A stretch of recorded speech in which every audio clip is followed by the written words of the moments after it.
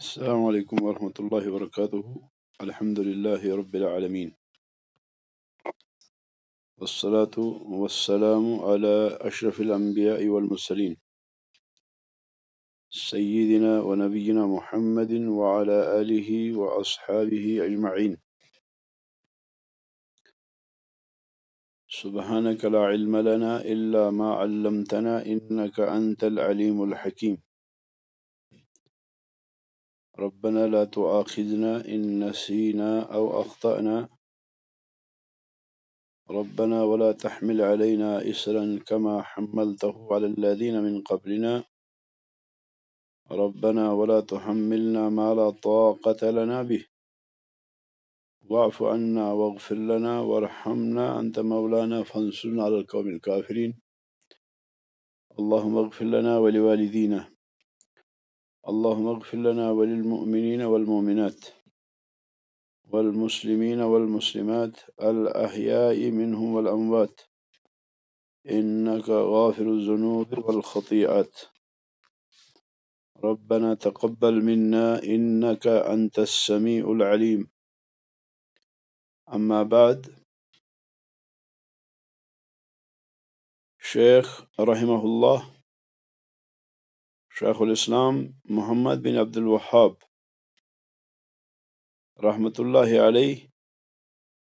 فرماتے ہیں وَمَنْ حَكَمَ بِغَيْرِ مَا أَنزَلَ اللَّهُ، طاغوت کی پانچویں قسم،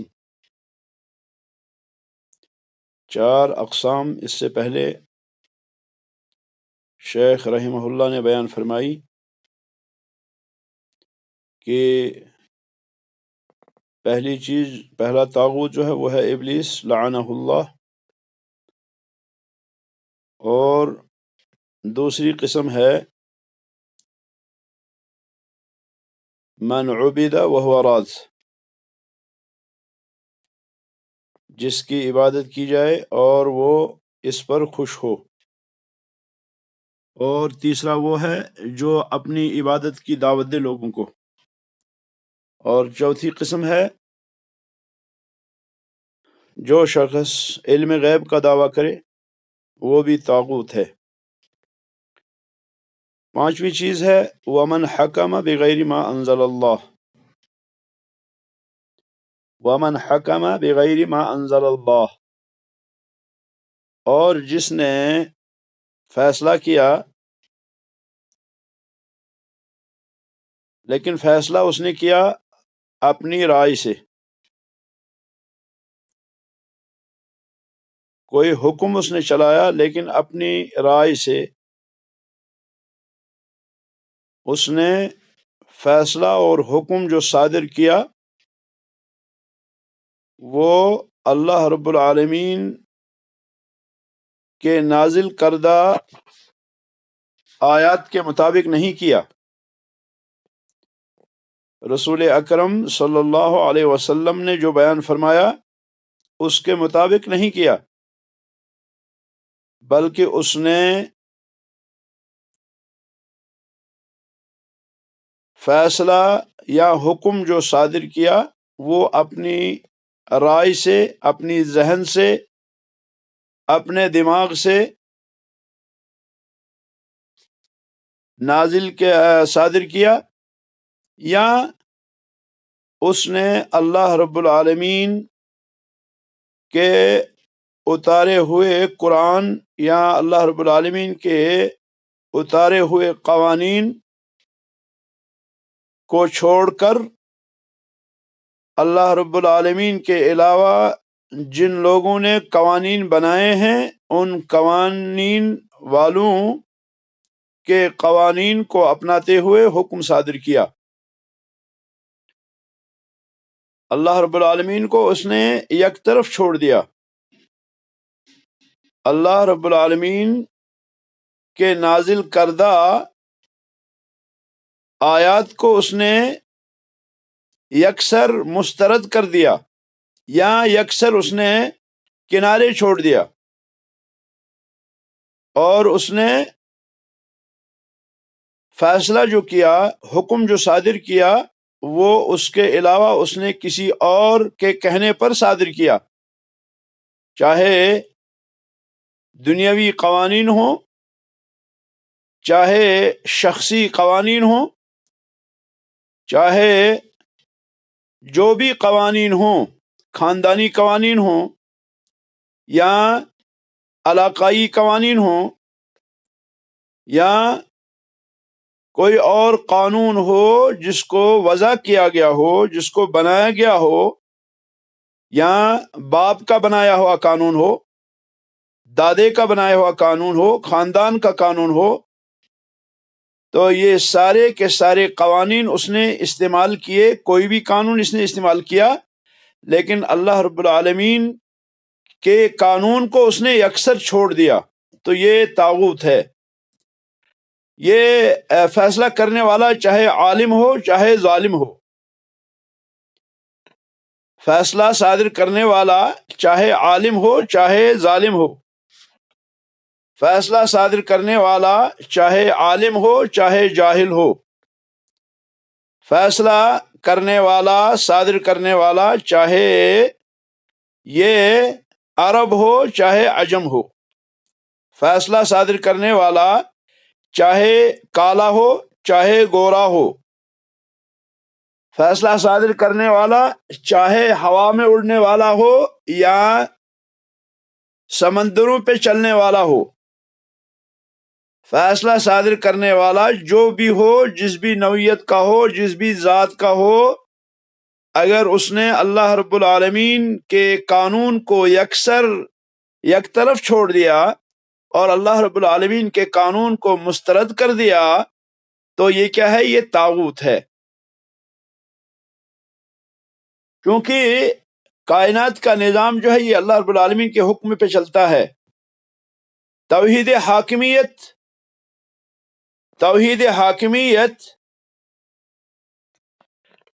حاکمیت بھی توحید کی عظیم ترین اقسام میں سے ہے۔ توحید حاکمیت، اور توحید حاکمیت یہ توحید ربوبیت کے ضمن میں آتی ہے۔ توحید حاکمیت یہ توحید ربوبیت کی اقسام میں سے ہے، توحید الاسماء والصفات کی اقسام میں سے نہیں، اور نہیں توحید الالوہیہ کی اقسام میں سے، بلکہ یہ توحید ربوبیت کی احکام میں سے ہے، توحید ربوبیت کی اقسام میں سے ہے۔ جیسے خالق توحید ربوبیت کی قسم ہے، مالک توحید ربوبیت کی قسم ہے، رازق توحید ربوبیت کی قسم ہے، مدبر توحید ربوبیت کی قسم ہے، اسی طرح سے معطی توحید ربوبیت کی قسم ہے، مانع توحید ربوبیت کی قسم ہے، الضار توحید ربوبیت کی قسم ہے، النافع توحید ربوبیت کی قسم ہے۔ اسی طرح سے توحید حاکمیت بھی توحید ربوبیت کی اقسام میں سے ہے۔ اور توحید حاکمیت ہوتا ہے کہ اللہ رب العالمین کے احکام کو اپنانا، اللہ رب العالمین کے احکام کو اپنانا۔ اللہ تعالیٰ نے فرمایا الا لہ الخلق والامر، الا لہ الخلق والامر، خلق بھی اللہ کا ہے اور امر بھی اللہ کا ہے، حکم بھی اللہ کا ہے۔ انما امرہ اذا اراد شیئا ان یقول له کن فیکون، بے شک کہ اللہ کا رب العالمین کا جو حکم ہے، اللہ رب العالمین جب کوئی حکم صادر فرماتے ہیں، کوئی امر صادر فرماتے ہیں، تو اللہ تعالیٰ صرف کن فرماتے ہیں اور چیز جو ہے وہ تیار ہوتی ہے۔ اللہ رب العالمین کا حکم جو ہے وہ کائنات کے ذرے ذرے میں نافذ ہے۔ اللہ رب العالمین کا حکم کائنات کے ذرے ذرے میں نافذ ہے اور نافذ کرنا چاہیے۔ یہ ہے توحید حاکمیت، اور یہ توحید ربوبیت کی اقسام میں سے ہے۔ یہ کہنا درست نہیں ہے کہ توحید حاکمیت ہی اصل ہے، یہ درست نہیں ہے۔ جیسے آپ کہتے ہیں کہ وسع ربی کل شیء رحمتا وعلما، کہ میرے رب کی رحمت اور علم پوری کائنات کو وسیع ہے، اور یہ جو ہے توحید عبودیت میں نہیں آتا، یہ توحید الوہیت نہیں ہے، بلکہ یہ جو ہے یہ توحید ربوبیت کی اقسام میں سے آتا ہے کہ اللہ رب العالمین ارحم الراحمین ہے، کہ اللہ رب العالمین واسع علیم ہے، کہ اللہ رب العالمین علام الغیوب ہے، کہ اللہ رب العالمین ہر چیز کو جاننے والا ہے۔ اللہ رب العالمین کے علم سے کوئی بھی چیز مخفی نہیں ہے۔ یہ اللہ رب العالمین کی عظمت کی دلیل ہے، یہ اللہ رب العالمین کے صفات مبارکہ کی عظمت کی دلیل ہے، یہ اس بات کی دلیل ہے کہ اللہ رب العالمین کی صفات عظیم ہیں، اللہ رب العالمین کی صفات جو ہے وہ کاملہ ہیں، اللہ رب العالمین کی صفات جو ہے وہ ان میں کسی قسم کا نقص نہیں ہے، کسی قسم کے نقص کا شائبہ تک نہیں ہے۔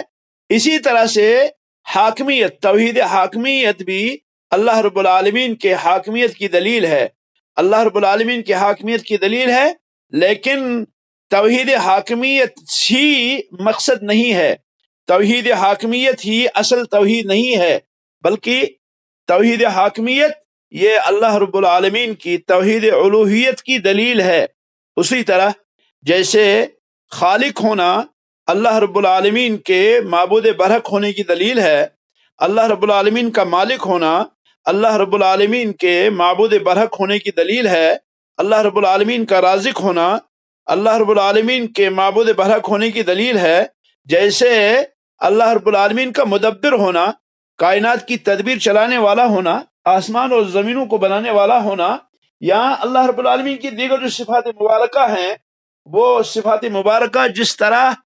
اللہ رب العالمین کے معبود برحق ہونے کی دلیل ہے، اسی طرح سے توحید حاکمیت بھی اللہ رب العالمین کے معبود برحق ہونے کی دلیل ہے۔ یعنی توحید ربوبیت، توحید خالق، توحید خلق، توحید ملک، توحید رزق، توحید تدبیر یا توحید حاکمیت، یہ ساری چیزیں جو ہیں یہ دلائل ہیں اس بات کی کہ جس ذات ذوالجلال کی یہ صفات ہیں، جس ذات ذوالجلال کی یہ صفات ہیں وہی ذات ذوالجلال عبادت کا مستحق ہے، وہی ذات ذوالجلال ہمارا معبود بننے کے قابل ہے، جس کی یہ عظیم صفات ہیں، صفات کاملہ، صفات مبارکہ، وہی ہماری عبادت کا بھی مستحق ہے، اور اس کے علاوہ کسی اور کی عبادت درست نہیں ہے۔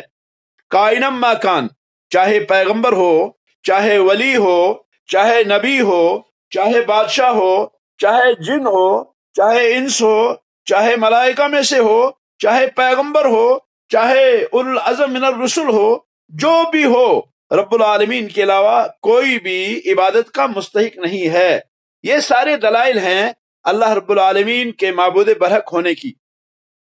تو اب اگر کوئی شخص کہتا ہے کہ توحید حاکمیت جو ہے، توحید حاکمیت ہی اصل ہے، وہ غلط کہتا ہے۔ توحید حاکمیت کو اصل کہنے والا اسی طرح ہے جیسے مشرکین مکہ اللہ تعالیٰ کو رب کہتے تھے لیکن ان کی توحید ناقص تھی۔ جیسے کہ مشرکین مکہ جو ہے اللہ رب العالمین کو مانتے تھے لیکن کہتے تھے کہ اجعل الآلہۃ الہ واحدہ ان ھذا لشیء عجاب، وہ اللہ رب العالمین کو کہتے تھے کہ اللہ رب العالمین ہے، وہ اللہ کے منکر نہیں تھے، لیکن وہ کیا کہتے تھے؟ ہؤلاء شفعاؤنا عند اللہ، یہ جو چھوٹے چھوٹے معبود ہیں جن کو ہم نے معبود بنا رکھا ہے، کعبہ کے ارد گرد جو 360 ہم نے بت سجائے ہیں، یہ حبل، یہ لات، یہ منات، یہ عزا اور اس قسم کے دیگر جو بت تھے جو عرب کی ہر بستی میں پھیلے ہوئے تھے، ان کے بارے میں ان کا خیال تھا کہ یہ جو ہے سب سے بڑے معبود نہیں ہے، یہ جو ہے یہ رب نہیں ہے، بلکہ رب اصل وہ ہے جو آسمانوں اور زمینوں کا پالنے والا ہے، آسمانوں اور زمینوں کا پیدا کرنے والا ہے، اصلی رب وہی ہے، بس یہ چھوٹے چھوٹے ہیں، ان کو ہم نے اپنا کارساز بنا رکھا ہے، یہ وقتی جو چھوٹے چھوٹے کام ہمارے ہوتے ہیں، شفا دینا، بیماری دور کرنا، دشمن کو جو ہے دشمن پہ غلبہ حاصل کرنا، یا دوست کو نفع پہنچانا، یا اس قسم کی جو چیزیں ہیں، چھوٹی چھوٹی چیزیں ہیں، کسی کو اولاد دینا، کسی کو اسی طرح سے برکت دینا، یہ ساری چیزیں جو ہے ہم نے کیا ہے ان میں تقسیم کر رکھی تھی۔ وہ تو مشرکین یہ جو ہے مانتے تھے اللہ رب العالمین کے علاوہ ان لوگوں کو بھی مانتے تھے اور اللہ کو بھی مانتے تھے، یہ نہیں کہ اللہ کے وہ منکر تھے، البتہ کہتے تھے ہیں یہ چھوٹے ہیں اور وہ بڑا ہے۔ تو گویا کہ یہ جو ہے اسی طرح جیسے کہ اللہ تعالیٰ کو رب کہنے والا مسلمان نہیں ہو سکتا تب تک جب تک کہ وہ اللہ رب العالمین کو معبود برحق نہ مانے، جب تک کہ معبود برحق مانے، جب تک کہ معبود برحق نہ مانے تب تک وہ رب اس کا کہنا فضول اور عبث ہے۔ اسی طرح اگر کوئی شخص کہتا ہے کہ اللہ حاکم ہے اور توحید عبادت نہ مانے اور توحید الوہیت نہ مانے اور یہ نہ مانے کہ اللہ ہی معبود برحق ہے تو اس کی توحید ناقص ہے۔ اسی طرح جیسے کوئی شخص کہے کہ اللہ رازق ہے، اوپر والا دیتا ہے، کافر سے بھی کہیں غیر مسلم سے بھی کہے وہ بھی کہے گا اوپر والا دیتا ہے۔ غیر مسلم سے آپ سوال کریں بھائی کیا حال ہے، کیا کچھ کھاتے ہو پیتے ہو، کیسا جو ہے بسر زندگی ہو رہا ہے، تو کہتا ہے اوپر والے کا شکر۔ وہ بھی مانتا ہے کہ اوپر والا ہے، غیر مسلم سے غیر مسلم بھی، بتوں کا پجاری بھی کہے گا کہ اوپر والا دیتا ہے، تو گو کہ وہ بھی مانتا ہے۔ پھر میرے اور اس کے توحید میں کوئی فرق تو ہو بھائی۔ میری توحید کیسی؟ میری توحید کیا ہے؟ میری توحید ہے کہ عبادت کے لائق اللہ کے علاوہ کوئی اور نہیں، عبادت صرف ایک اللہ کی، عبادت کی ساری قسمیں صرف اللہ رب العالمین کے لیے شایان شان ہے، کسی اور کے لیے عبادت کی قبیل سے جو بھی آپ کرتے ہیں وہ سارے کے سارے افعال صرف اللہ رب العالمین کے لیے ہیں۔ تو اب اگر کوئی شخص اللہ رب العالمین کو چھوڑتا ہے، اللہ رب العالمین کے حکم کو چھوڑ دیتا ہے، اللہ رب العالمین کے حکم کو نہیں اپناتا، کسی اور کا حکم چلاتا ہے، چاہے وہ کسی بیرسٹر کا ہو، چاہے وہ کسی قانون دان کا ہو، چاہے وہ کسی فلسفی کا ہو، چاہے وہ کسی بہت بڑے سائنسدان کا ہو، چاہے وہ کسی بہت بڑے شخص کا ہو، جو بھی دنیا کی تمام علوم اس میں جمع کر رکھے ہوں، وہ تمام علوم پر فائق ہو، ان تمام علوم کو اس نے سر کیا ہو، وہ پھر بھی اور وہ قانون بنائے، تو میں کیا کہتا ہوں؟ میں کہتا ہوں یہ جی اتنا بڑا خطرناک آدمی ہے، اس نے تمام علوم کو پی لیا ہے، یہ کہتا ہے اور میں اللہ رب العالمین کے حکم پہ توجہ نہ دوں، میں اللہ رب العالمین کے حکم، اللہ رب العالمین کے قانون کو یکسر مسترد کروں، اس پر توجہ نہ دوں، تو یہ کیا ہے؟ یہ طاغوت ہے۔ تو کہتے ہیں شیخ الاسلام محمد بن عبد الوہاب رحمۃ اللہ علیہ، ومن حکم بغیر ما انزل اللہ، ومن حکم، اور جو شخص فیصلہ کرے، فیصلہ جو بھی ہو، چاہے باپ بیٹے کے درمیان فیصلہ ہو، چاہے ماں بیٹے کے درمیان فیصلہ ہو، چاہے میاں بیوی کے درمیان فیصلہ ہو، چاہے بھائیوں کے درمیان فیصلہ ہو، چاہے کسی اور کے درمیان فیصلہ ہو، یعنی کائنات کے تمام جتنے بھی مسائل ہیں، عبادات کا باب ہو، معاملات کا باب ہو، نکاحوں کا باب ہو، طلاق کا باب ہو، اقضیہ کا باب ہو، جو بھی باب ہو، ہر باب میں ضروری ہے کہ آدمی کیا کرے؟ آدمی اللہ رب العالمین کے حکم پر فیصلہ کرے، اللہ رب العالمین کے حکم کو اپنائے، اللہ رب العالمین کے حکم کو اپنائے اور اللہ رب العالمین کے حکم کے علاوہ کسی اور فیصلے کو نہ اپنائے۔ یہ جیسے کہ میں نے عرض کیا کہ توحید، یہ جو ہے توحید حاکمیت، یہ جو ہے یہ توحید ربوبیت کی ایک قسم ہے،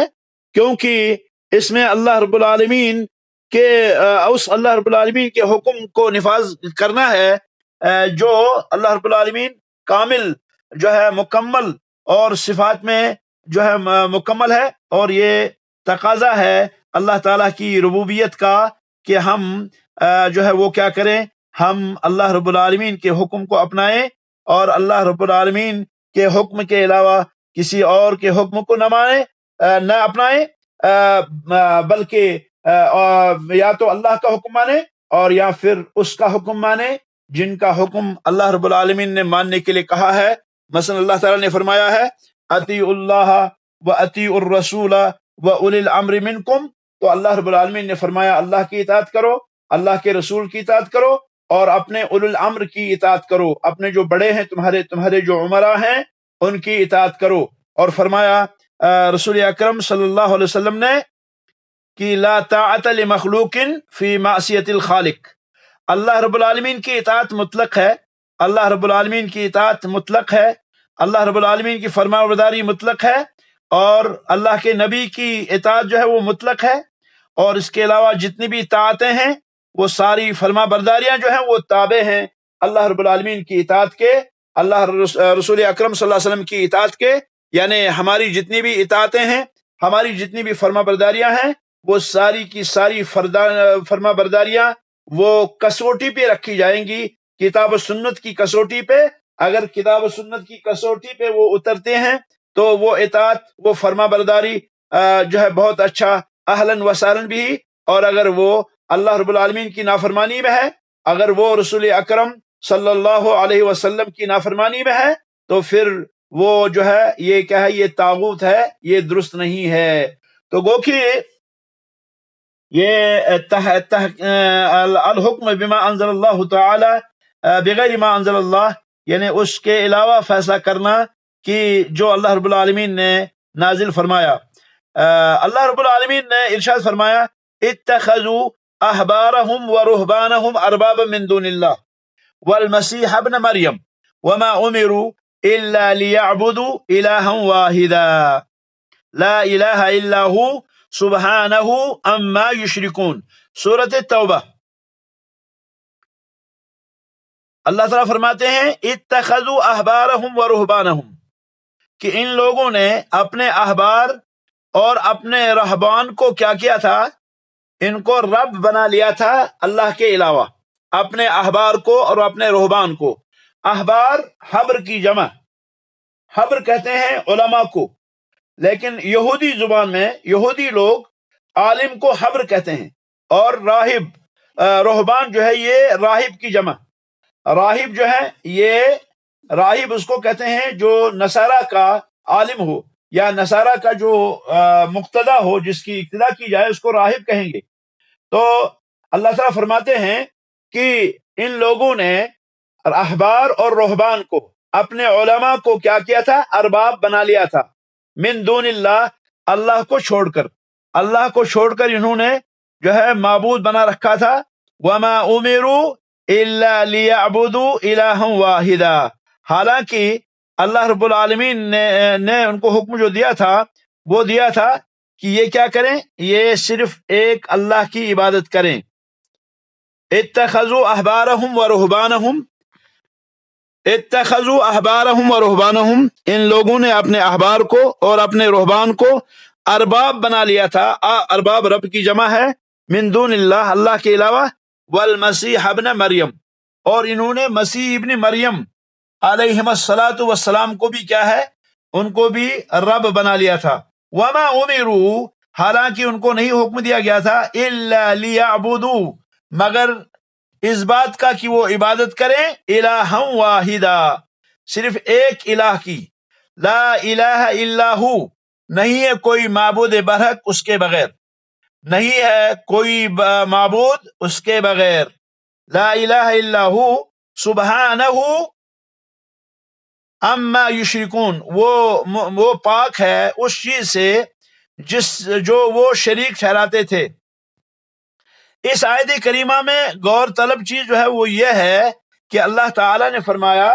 کہ یہود اور نصارہ نے اپنے علماء کو معبود بنا رکھا تھا، اپنے علماء کو رب بنا رکھا تھا، ان کو وہ رب کہتے تھے۔ اللہ تعالیٰ نے یہاں رب کس چیز کو نام دیا؟ اللہ تعالیٰ نے یہاں پر رب نام دیا ان علماء کو، چونکہ وہ کرتے کیا تھے، چونکہ ان کا کام یہ تھا۔ عدی ابن حاتم نے رسول اکرم صلی اللہ علیہ وسلم سے فرمایا، اللہ کے نبی، یہ ان کی عبادت تو نہیں کرتے تھے، یہ ان کی عبادت تو نہیں کرتے تھے۔ نبی علیہ السلام نے فرمایا بل انہم حرموا علیہم الحلال فاتبعوہم فتلک عبادتہم ایاہم، فرمایا نہیں، عبادت تو نہیں کرتے تھے، البتہ یعنی سجدہ نہیں کرتے تھے، یعنی رکوع نہیں کرتے تھے، پھر کیا کرتے تھے، بلکہ انہوں نے کیا ہے، انہوں نے ان پہ حلال چیزوں کو حرام کر دیا تھا، انہوں نے ان پر حلال چیزوں کو حرام کر دیا تھا، اور ان لوگوں نے ان کی پیروی کی تھی، یعنی علماء نے حلال چیزوں کو حرام کر دیا تھا، انہوں نے حلال چیزوں کو حرام کر دیا تھا، جو اللہ نے حلال کیے ہیں ان علماء نے ان چیزوں کو حرام کر دیا تھا۔ جب انہوں نے حلال چیزوں کو حرام کر دیا تھا تو ان لوگوں نے جو ان کے پیروکار تھے انہوں نے بھی ان چیزوں کو ان حلال چیزوں کو حرام مان دیا،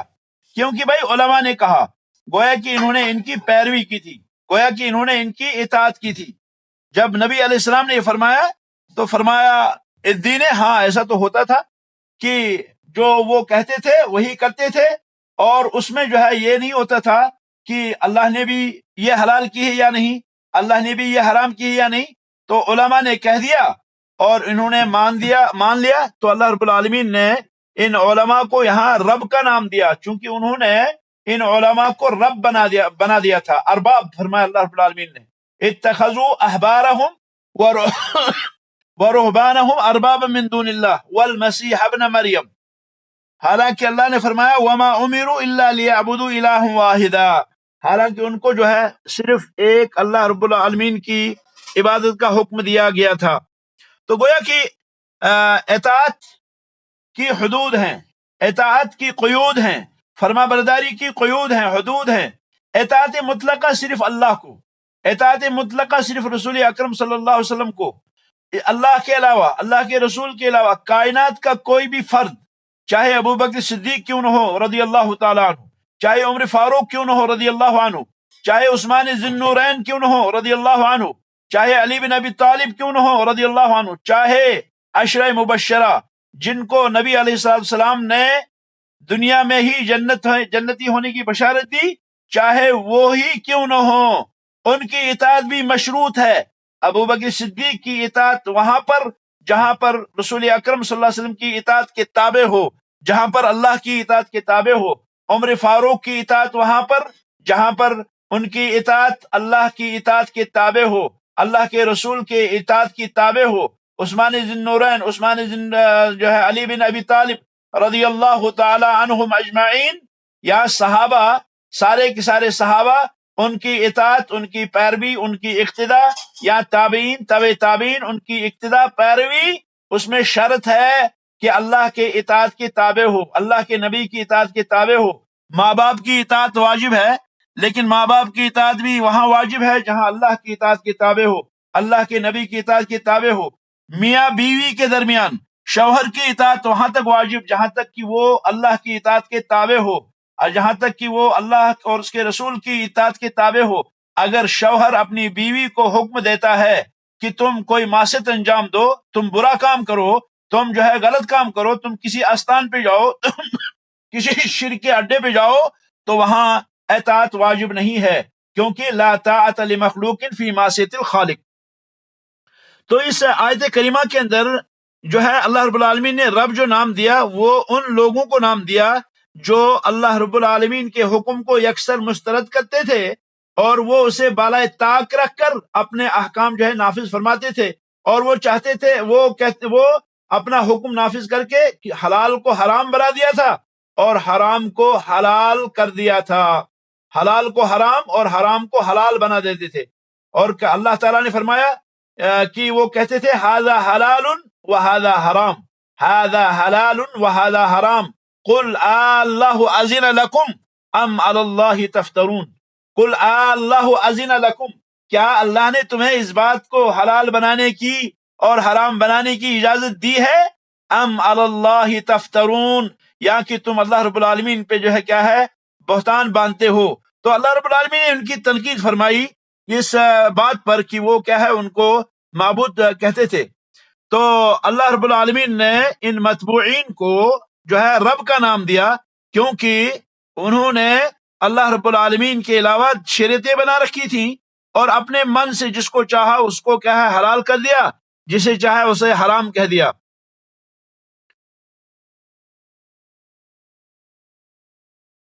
تو گویا کہ جو شخص اللہ رب العالمین کے حکم کے مطابق فیصلہ نہیں کرتا، بلکہ اللہ رب العالمین کے علاوہ کسی اور کے حکم کا رخ کرتا ہے، اللہ کے رسول کے علاوہ کسی اور کے حکم کا رخ کرتا ہے، اللہ رب العالمین کے حکم کو چھوڑ دیتا ہے، رسول اکرم صلی اللہ علیہ وسلم کے حکم کو چھوڑ دیتا ہے، تو کئی آیات میں اس بات کا ذکر ہے کہ اس شخص کا ایمان نہیں ہے، اور کئی آیات ہیں جس میں اس شخص کی دلیل ہے، اس بات کی دلیل ہے کہ یہ شخص کافر ہے، اور یہ شخص ظالم ہے، اور یہ شخص فاسق ہے۔ جو شخص اللہ رب العالمین کے نازل کردہ کے مطابق فیصلہ نہیں کرتا،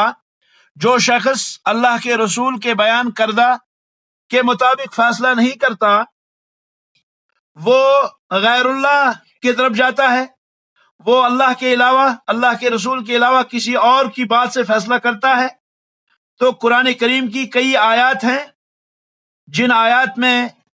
اس بات کی دلیل ہے کہ اس کا ایمان نہیں ہے، جو ایسا کرتا ہے اس کا ایمان نہیں ہے، اور بہت سی آیات ایسی ہیں جن میں صراحت ہے کہ یہ شخص جو ہے کیا ہے، کافر ہے، یہ شخص جو ہے ظالم ہے، یہ شخص جو ہے فاسق ہے۔ جو آیات اس بارے میں واقع ہوئی ہیں کہ اس کا ایمان نہیں ہے، ان آیات میں سے یہ آیت کریمہ بھی ہے۔ اللہ تعالیٰ فرماتے ہیں،